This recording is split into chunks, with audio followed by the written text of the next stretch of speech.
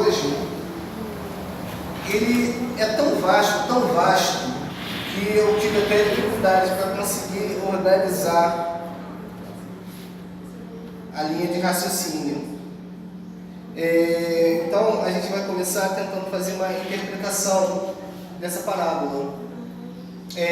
A parábola fala o quê? De 10 virgens.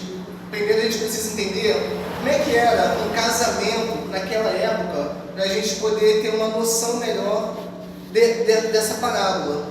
Antigamente, quando havia um cortejo de casamento, havia as damas, e essas damas elas ficavam com lâmpadas. As lâmpadas não são essas lâmpadas do dia de hoje, são lamparinas que eram acesas com um azeite, que era o combustível usado para acender, e algum estopim, alguma coisa, um pano, um fio mesmo de barbante para poder iluminar. E aí o noivo, ele ia primeiro à casa da noiva, certo? Ele saía ao encontro da noiva, e da casa da noiva ele ia para o local do matrimônio, certo?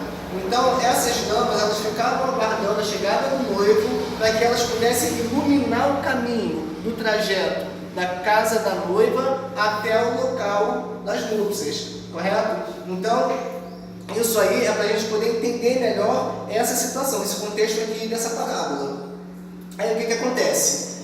Eram 10 damas, 10 virgens, e 5 delas eram tidas como loucas e 5 eram tidas como prudentes. Mas conforme a gente vai desenrolando aqui a história, a gente vai perceber que não existe diferença praticamente nenhuma entre loucas e prudentes. Aí depois a gente vai fazer algumas comparações com outras parábolas. Sei que o pastor Ronaldo vai acrescentar bastante coisa nisso aqui. Eu pedi até para o pastor ajudar mais a gente, ficar tão isolado assim, não, pastor?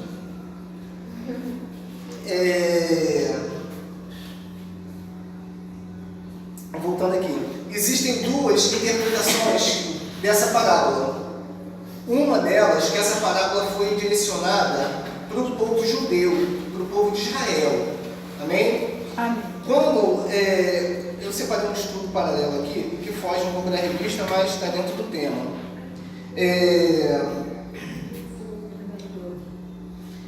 Ao longo dos anos, grandes teólogos aplicaram interpretações diferentes sobre a parábola das 10 virgens. Todos concordam que o noivo é quem? Jesus, amém. Isso aí não tem dúvida. Agora, alguns defendem que ela se aplica exclusivamente aos judeus. Outros acreditam que ela se refira a todos os que professam a fé cristã, verdadeiros e nominais. Então seria a igreja. Mas quando se fala verdadeiro e nominal, existe o verdadeiro cristão e existe aquele cristão de nome, né? Qual a sua religião? Eu sou cristão, sou evangélico, mas não pratica. Qual a sua religião? Eu sou católico, mas não é praticante, é apenas nominal. Então, quando existe um censo que apuram a quantidade de seguidores de determinada religião, a pessoa diz a religião que quer, o macumbeiro diz que é católico. E aí, quando você vai ver, o censo diz que existem milhões de católicos, quando na verdade dentro desse segmento de católicos, alguns são apenas nominais, não professam exatamente aquela fé que eles dizem professar, tá? Então isso é o nominal. Agora nesse caso aqui ele está se referindo ao crente, ao cristão nominal, que ele se diz crente, mas na verdade não pratica. Aí essa parábola, ela separa isso aí, o crente verdadeiro do crente não verdadeiro. O principal argumento utilizado por quem defende a aplicação exclusiva aos judeus é que a igreja é a noiva e não as madrinhas. Correto? Então Jesus vem buscar quem? A igreja. Mas a parábola se refere às madrinhas, às damas, às virgens. Então, nessa linha de raciocínio, eles dizem que a voz que anuncia, lá vem o noivo, seriam os profetas que anunciavam a vinda de Jesus no Antigo Testamento, entendeu? Mas só que era para os judeus, e os judeus não receberam Jesus como sendo o Messias esperado. Aí existe esse ponto de vista que defende que essa parábola é específica para o povo judeu, tá? Sobre esse aspecto, as virgens loucas são os judeus que acreditavam que a sua religiosidade, lembra que semana passada a gente falou sobre religiosidade? Né? Que a religiosidade, qual foi a parábola? Foi a parábola dos dois senhores, dos dois servos, né? Que o Senhor deixou os dois ali para administrarem seus bens e tal, e aí falou sobre religiosidade.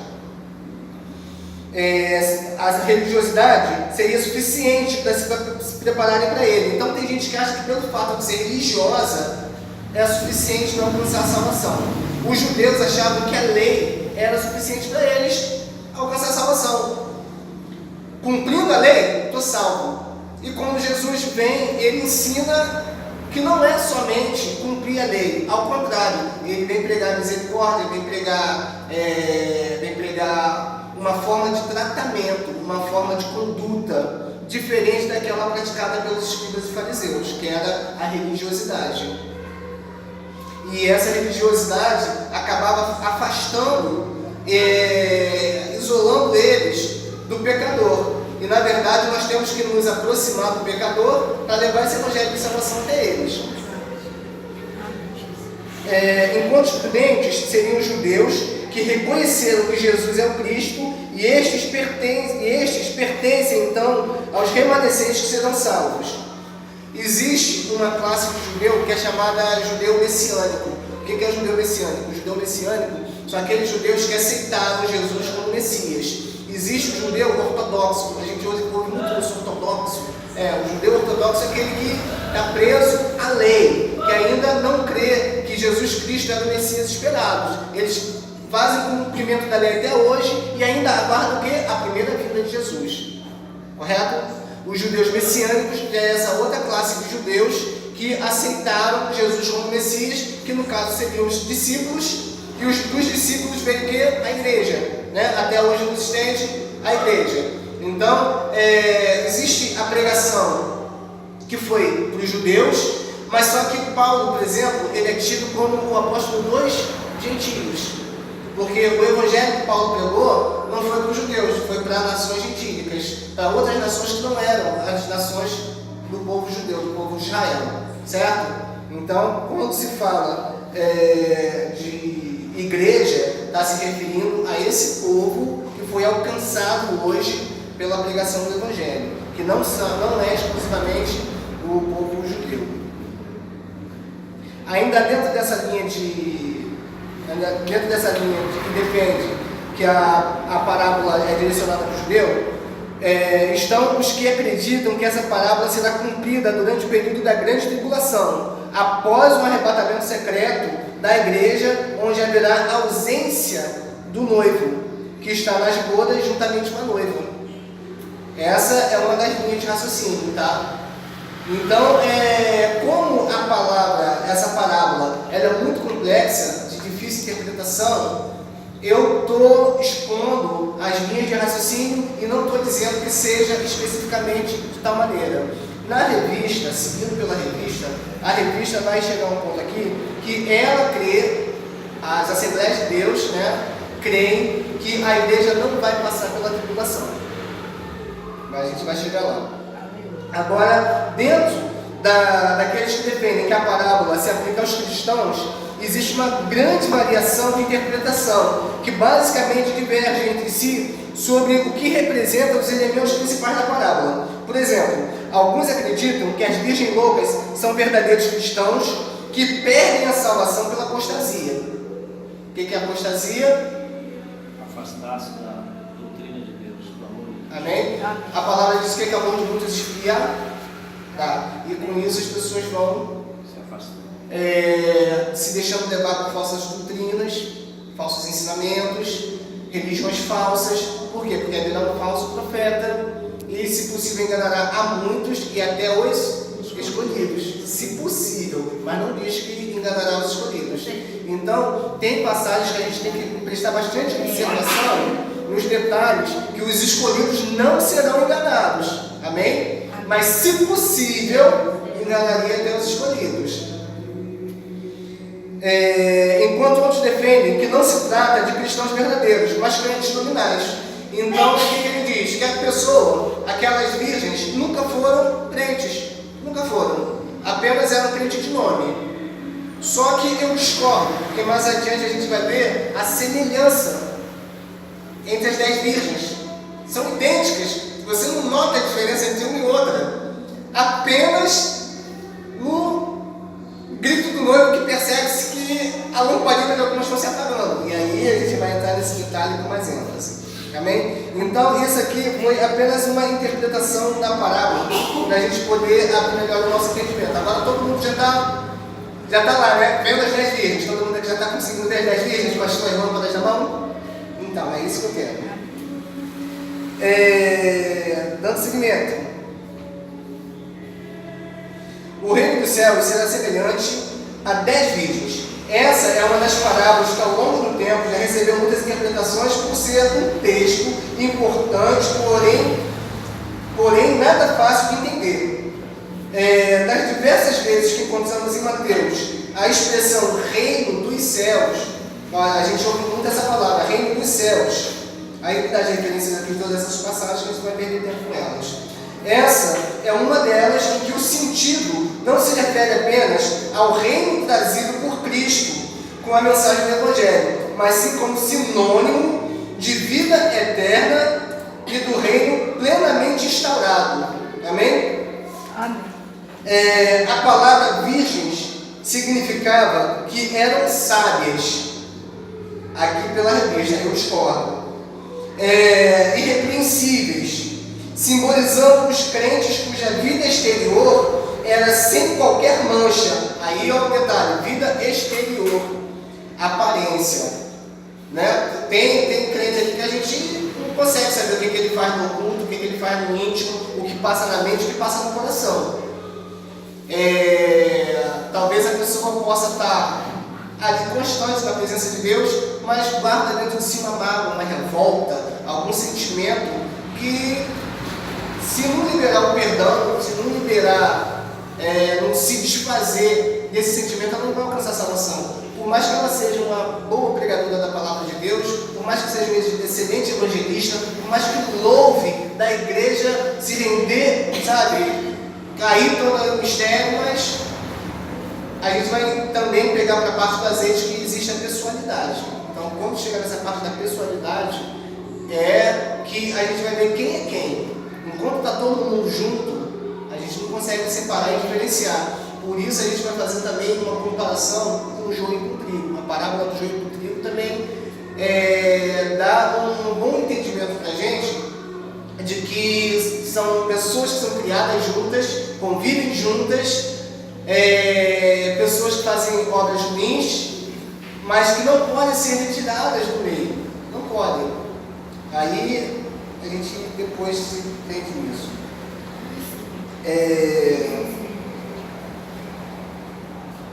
Cuja vida exterior era sem qualquer mancha, pois os que seguem a Cristo são chamados de virgens. Aí a gente tem várias passagens, uma delas é Apocalipse 14, 4, 2, que fala dos 144 mil, mas também não vou pedir agora para abrir, não. Vai ter pontos aqui que a gente vai perder um tempo maior.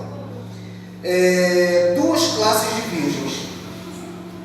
A parábola fala que havia duas classes de virgens, ou seja, prudentes e loucas. Como já foi dito, as 5 virgens prudentes simbolizam os crentes fiéis, sinceros, constantes e santos. Essas mulheres sinceras carregam um estoque de boas obras, quebrantamento, misericórdia, e isso alimentava a chama espiritual do amor que queimava em seus corações. Isso aqui eu já também achei que a revista incrementou uma coisa que ainda não é exatamente o que diferencia as loucas das prudentes. Elas não andavam na escuridão do pecado, mas brilhavam por onde passavam. Porque as loucas também brilhavam por onde passavam, entende? É isso que eu quero mostrar. Então a diferença não é visual, a diferença não é ótica, você não consegue ver, não consegue diferenciar. E aqui a revista dá a entender que você consegue diferenciar o cristão da virgem prudente e da virgem louca. Não dá para identificar.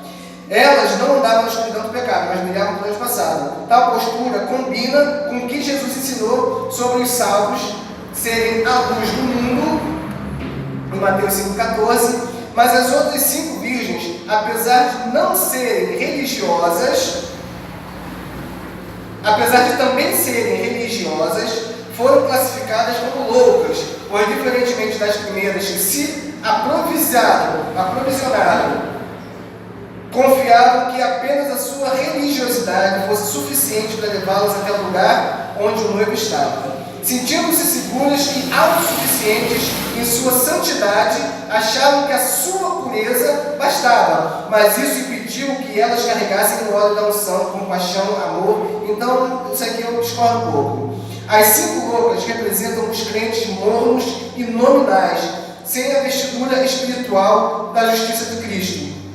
Quando se refere a crente morno, aí eu já concordo. Em Apocalipse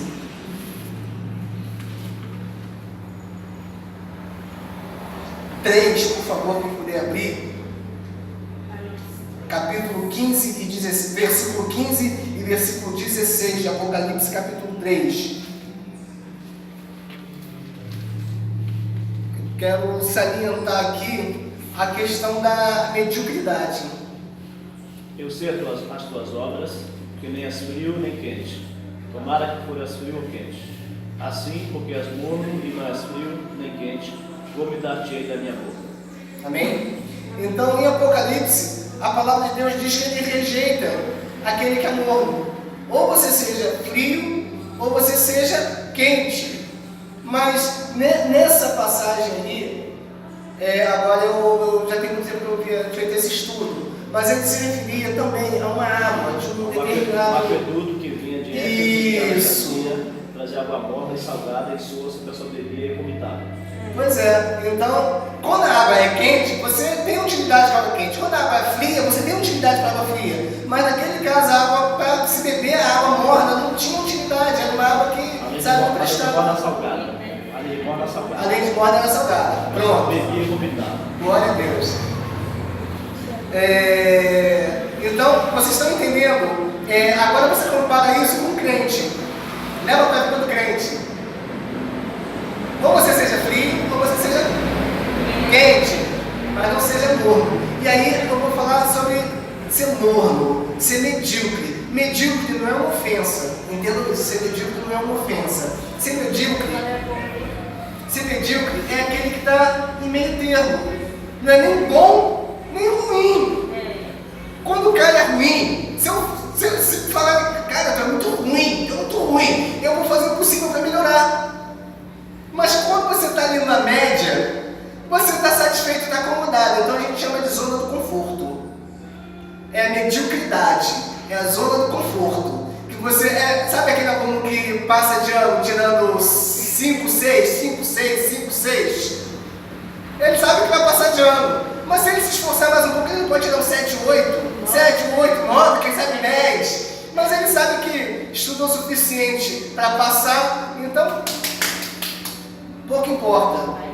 Mas na verdade, existe uma necessidade da gente fazer além daquilo que nos é cobrado.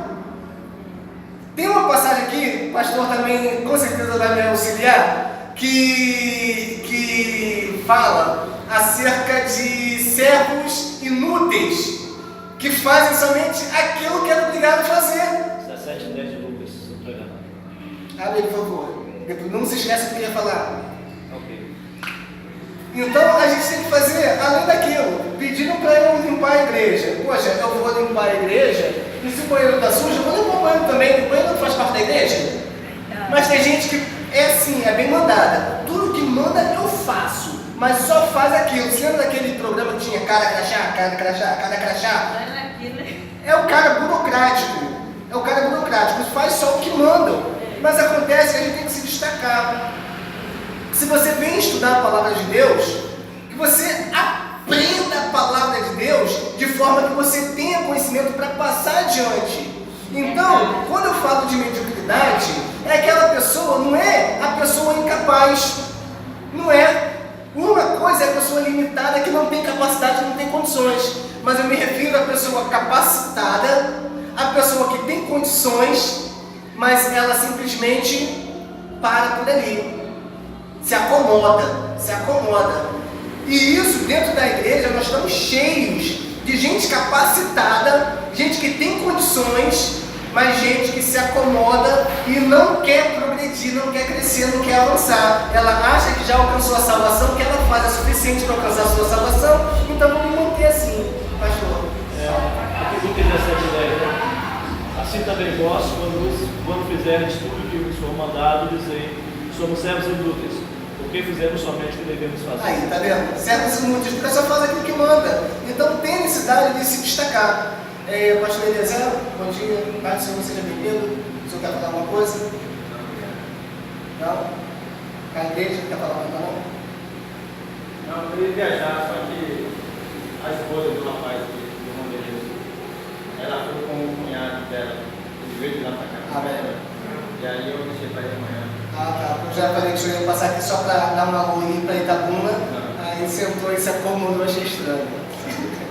Amém? Ô, Ricardo, voltando àquela questão do Apocalipse, né? Nós sabemos que são 7 cartas. Apocalipse 3, 15 e 16. E ali é a 7ª carta, né? Fazendo a comparação dos períodos da Terra, então essas cartas representam cada período da igreja. Laodiceia representa o último período da igreja. Laodiceia representa o domínio, o governo democrático da igreja. A igreja perdeu a teocracia e passou a viver a democracia. A democracia da igreja não funciona. Porque a igreja tem que ser regida por Deus e não pela vontade pessoal. É o saúde. Né? Dando prosseguimento então. As 5 loucas representam os crentes mornos e nominais. Foi aqui que eu estava falando. Já feito mais anotações aqui, deixa eu dar uma olhada. Como se faz a mesma coisa assim? Sim! Algo que o pastor Eliezer disse. Quando se faz a mesma coisa, sempre se terá o mesmo? Certo? O que o senhor queria dizer com isso? Fazer coisa diferente, era resultado diferente. Então, se você está fazendo as mesmas coisas e sua vida não sai disso, você está sempre naquela mediocridade, você tem que fazer alguma coisa diferente, tem que fazer alguma coisa a mais para que o resultado seja diferente daquilo que você está sempre tendo. Não é isso? Então vamos sair da mediocridade. Amém?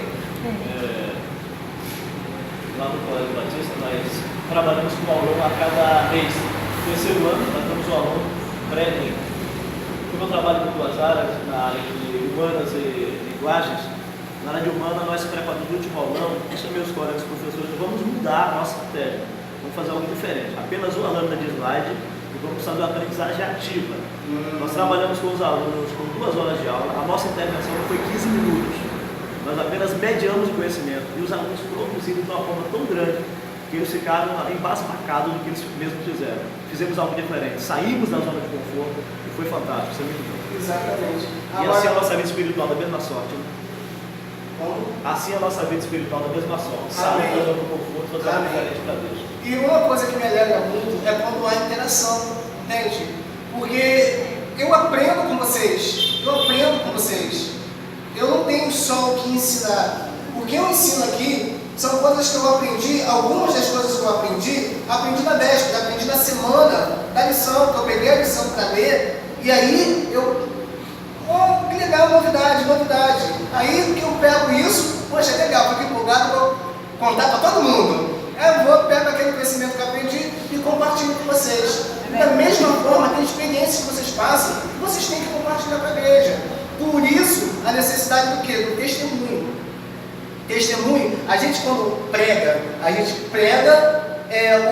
separa uma passagem bíblica, mas baseado em pessoas, em fatos que ocorreram há épocas passadas, muito tempo atrás. Mas Deus é o mesmo ontem, hoje e eternamente. O que Ele fez no passado, Ele faz nos dias de hoje. Mas se hoje ninguém se levantar para contar testemunho do que Deus ainda está fazendo, como que a fé dos outros vai ser edificada? Amém? Então isso é uma forma da gente aprender também. Agora é claro, o testemunho é para edificação daquele que vai ouvir. Quando o testemunho se torna auto-exaltação, perdeu todo o seu valor.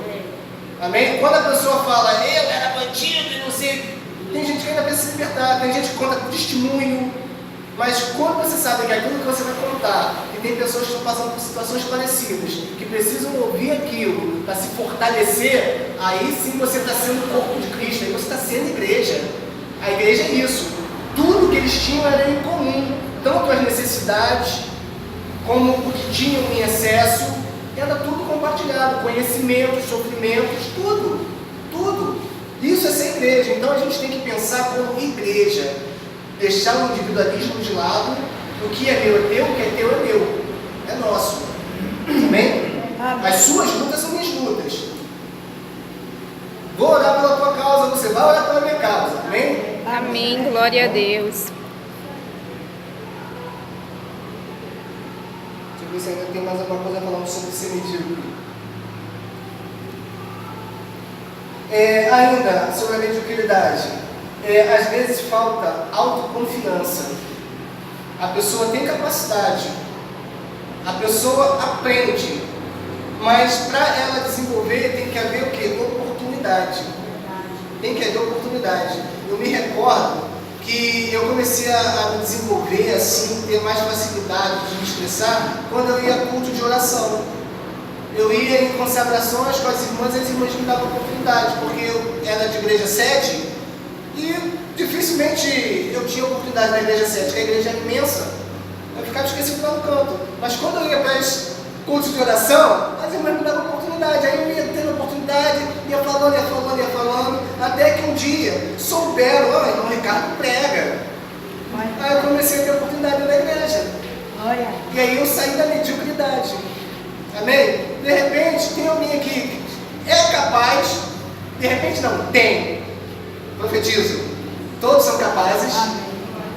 Todos têm condições, mas estão ainda inibidos, falta autoconfiança. Sabe, você tem que confiar mais em você, saber que você é capaz, saber que você pode, que Deus te escolheu. E é Deus quem capacita. Deus te escolheu. Você tem certeza disso? Se não tem, hoje você vai ter essa convicção que Deus te escolheu. E é Ele quem te capacita. Então você sai dessa inibição, passa a ter autoconfiança, passa a ter autoestima, para que você possa ter mais oportunidade. Não fica se escondendo, não. Não se esconde, não. Deus não gosta disso. Senhor. Tem gente que fala assim, eu não tenho sorte. No mercado tem sorte, tem pastor da oportunidade, tá, tem sorte. Só que assim, todo mundo tem sorte. O que é sorte? Sorte é a preparação, é o encontro da preparação com a oportunidade. Aí você vê que não tem sorte, não se prepara. Não prepara nada da vez, passa aqui, que essa é a oportunidade. E não tem aquele cuidado, senão vou preparar aqui um hino, orar por esse hino, eu cantar, o Senhor vai dizer. Eu gosto de pregar, vou preparar aqui um texto, vou pregar, vou dar uma palavra para a igreja, para quando eu pregar fazer a diferença. Não, aí não tem. Às vezes quando chega aqui a oportunidade está despreparado. Aí, infelizmente, não dá nada.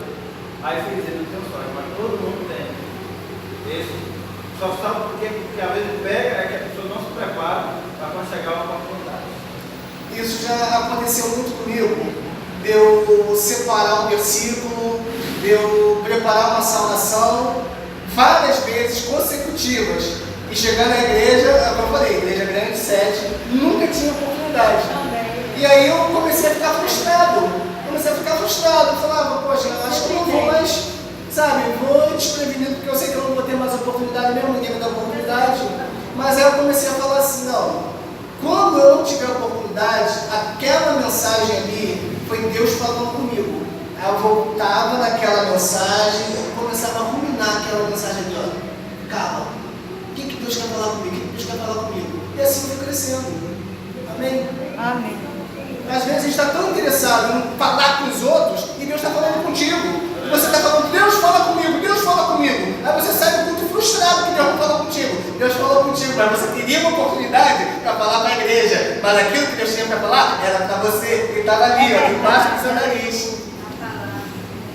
Amém? grande exemplo de autoconfiança que eu vejo na Bíblia é Davi. Quando Davi vai levar a encomenda que o pai mandou, que Jessé mandou, o que acontece? Ele aí, voltamos à questão da oportunidade que você fala. Ele teve naquela diversidade uma oportunidade de mostrar ao povo que ele tinha algo que faz que a confiança se eleve, experiência com Deus. Amém. Quando ele vai se encontrar com Saul, que Saul descreve que era Golias, Davi disse: eu tenho experiência com Deus. Eu pastoreava as ovelhas do meu pai, veio o leão bater, veio o urso bater. O importante para essa autoconfiança é lembrarmos que a cada momento da nossa vida, Deus tem feito algo grande em nossa vida. A cura de enfermidade, batismo no Espírito Santo, a salvação do familiar, não é? A palavra de Deus em nossa vida, a alegria do Espírito Santo, que são experiências próprias. Quando nós temos essa experiência própria, nós temos autoconfiança. Aí quando vem um momento, uma situação difícil, você para lembrar: não, eu estava pastoreando a ovelha do meu pai, veio o leão, eu matei, esse cara eu derrubo também. Autoconfiança de acordo com a experiência, isso é muito bom para a nossa vida. Amém. A gente, mais adiante, também vai falar um pouquinho sobre dom espiritual, sobre o fruto do Espírito. Porque tem gente que acha que são os dons espirituais que qualificam ele para poder ir para o céu. Quando na verdade os frutos são mais importantes. Mas existe a necessidade também dos dons. Paulo ali, ele enfatiza. Tem que ter, a igreja que não tiver profecia, ela se corrompe. Se corrompe. Porque senão tudo passa na surtina debaixo dos panos e quando vai ver está cheio de pecado debaixo do pano, debaixo do tapete. Amém? Vamos lá. E quando tem profecia, tem temor. Tem temor. Glória a Deus. Finalizando, ainda anotei mais umas observações aqui. Ah, sim, não, o tema que a gente vai até agora. Pois, assim como as outras, elas cansaram e adormeceram, porém acabaram permanecendo na escuridão da religiosidade vazia. Pois é, todas adormeceram. Aí, numa das interpretações, dizem que quando vem esse sono, se refere à morte no sentido físico. A morte no sentido físico. Mas só que as que tinham azeite reserva foram o quê? Os mortos em Cristo ressuscitarão, receberão um corpo glorificado e serão arrebatados. Certo? Primeiro os mortos e depois aqueles que estiverem vivos serão arrebatados.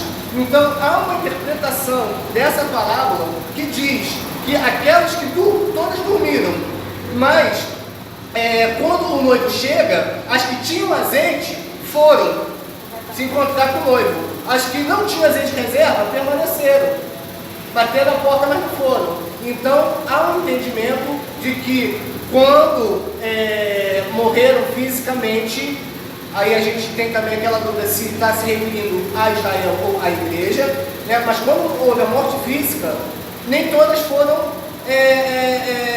chamadas, nem todas foram se encontrar com o noivo.